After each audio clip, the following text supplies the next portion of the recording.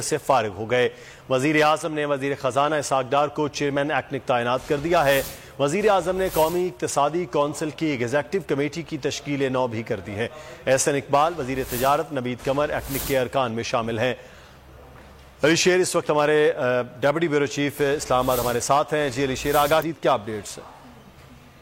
जी बिल्कुल, मिफ्ता इस्माइल के ज़ाहिर है जब इसहाक डार पाकिस्तान आए तो उनके आने से पहले ही बुरे दिन शुरू हो चुके थे और अब मजीद उनको एक झटका लगा है और वो ये कि एक्निक की वज़ीर आज़म ने तश्कील नौ कर दी और मिफ्ता इस्माइल को एक्निक से फारिग कर दिया है। उनकी जगह वज़ीर खजाना इसहाक डार जो है वो चेयरमैन एक्निक बना दिए गए हैं। वज़ीर खजाना जो होते हैं वो चेयरमैन होते हैं एक्निक के।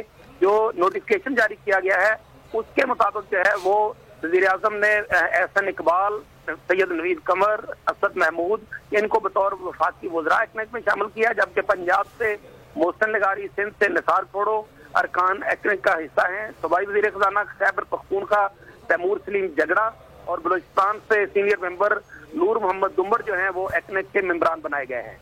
जी ठीक है अली शेर, हमें तफसीलात से आगाह कर रहे थे, बहुत शुक्रिया आपका। एक और खबर से आपको आगाह करेंगे। वज़ीर आला सिंध मुराद अली शाह